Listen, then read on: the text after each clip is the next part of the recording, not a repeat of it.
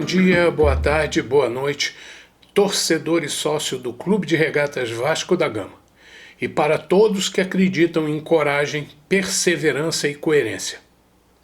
Hoje vamos falar de uma coisa que o vascaíno discute superficialmente, que é a verdadeira consequência das más administrações que passaram pelo Vasco e que causaram muito prejuízo ao clube.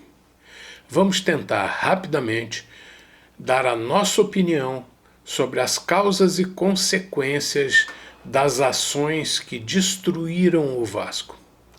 Ouça nossas razões e, se achar que tem fundamento, dê o seu like. Se já conhece nosso ponto de vista e concorda conosco, dê ele agora.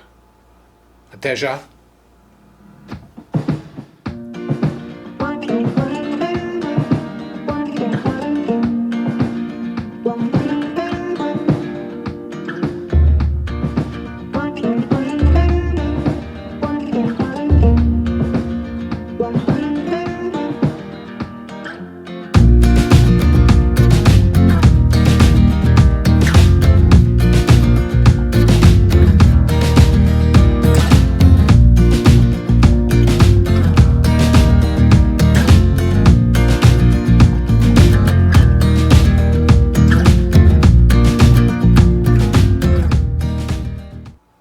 Vamos colocar o dedo na ferida.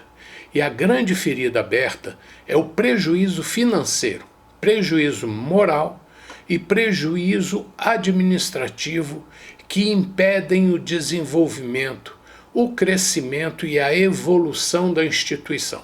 Os instrumentos, normas e regulamentos internos ultrapassados, interpretados a bel prazer e nem sempre seguidos de forma correta, aliados a interesses pessoais ou de grupo, causam prejuízos que impedem a natural evolução da instituição e acabam maculando nossa história recente. O Vasco vem passando por algumas décadas de maus governantes. E sob a tutela de maus administradores, as consequências serão sempre ruins, dificultando qualquer tentativa de retorno à normalidade que não se dará de um dia para o outro.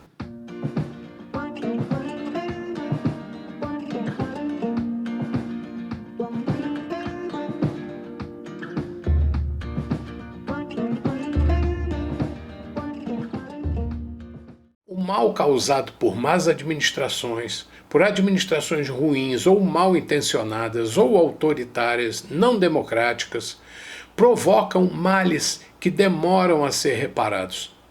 No caso do Vasco, as administrações que procuravam aparentar normalidade para o público e a imprensa usavam subterfúgios para encobrir suas verdadeiras intenções. E mesmo que pudessem, o que duvido, ter agido de boa fé, suas ações incorretas ou duvidosas acabaram prejudicando o desenvolvimento do clube. Ações bem intencionadas, mas que resultam em prejuízos futuros, também acabam causando um grande mal para a saúde administrativa, econômica e financeira do clube. Bem ou mal intencionados, durante algumas décadas, dirigentes assumiram autoritariamente os destinos do clube. E quando uma pessoa se acha no direito de definir as coisas de forma unilateral e autoritária, o risco é muito grande. Se ele estiver errado, não haverá uma pessoa sincera e corajosa para aconselhá-lo. A falta de transparência e de pessoas que pensem no clube em primeiro lugar, e para mim clube e torcida são a mesma coisa, escondem atos que podem não vir à tona durante um longo período.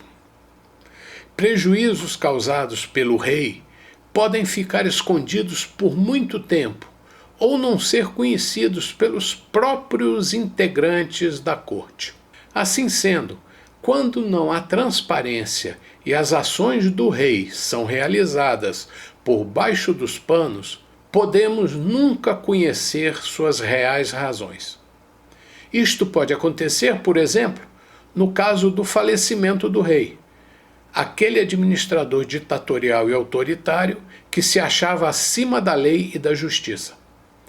Ele é o próprio juiz de seus atos. Isto faz muito mal ao clube, porque a instituição precisa ser tocada dia a dia. E algumas consequências têm repercussões nefastas no futuro.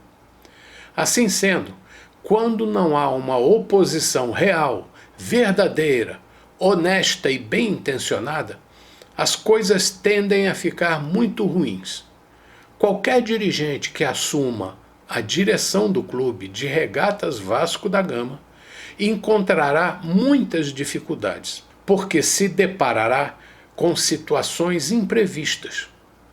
Quando se assume a direção de uma instituição cuja história de democracia e liberdade foi interrompida ou camuflada, muito se perderá e muita coisa não poderá ser corrigida. No caso do Vasco, então, muitas coisas ainda podem acontecer e que nós ainda nem imaginamos. Muitas ações administrativas tomadas com base em interpretações unilaterais errôneas ou intempestivas podem causar prejuízos financeiros que perdurariam por muitos anos. Nada pode garantir o retorno à normalidade facilmente, apenas corrigindo os erros administrativos do passado. Ou seja, não é possível acertar as coisas apenas adotando um estilo moderno de gestão ou alterando os instrumentos normativos. Não adianta somente atualizar o estatuto e os regulamentos. Também deve-se estudar a organização e a estrutura dos conselhos deliberativo e de beneméritos. E, por que não, a possibilidade de colocar na mão dos torcedores e sócios a decisão de quem deve ser seus membros, ou extingui-los, ou enxugá-los, nunca aumentá-los. Quanto mais justos, mais representativos e mais populares eles forem, maior será a influência dos sócios e torcedores do Vasco em sua administração. Se não atuarmos para proibir ou evitar que ações maléficas, inspiradas por qualquer órgão estatutário, sejam realizadas, nada mudará. E para isso, precisamos lutar pela transparência na atual administração e urgente investigação das administrações anteriores para que os futuros dirigentes não sejam atraídos pela cobiça, ganância, vaidade e certeza da impunidade. Para que haja uma verdadeira mudança, os administradores precisam ser responsabilizados. A responsabilização e punição dos culpados é importante, e isso pode acontecer através da realização de auditoria externa independente, bem como através da ação do Ministério Público isento, que haja no sentido de investigar as ações questionáveis das administrações. Se os culpados não forem apontados, nada mudará. Nada garante que apenas com mudanças nos instrumentos internos normativos e estatutários tudo mudará, e que as coisas não possam voltar a sair dos trilhos. Infelizmente, o ser humano, e notadamente o mal brasileiro, quando não vê a possibilidade de punição, é atraído a cometer novamente os mesmos erros. Assim acontece num clube de futebol ou em qualquer instituição de qualquer ramo de atividade, pública ou privada. Dizem os juristas que quando não há penalidade, é mais fácil ultrapassar os limites.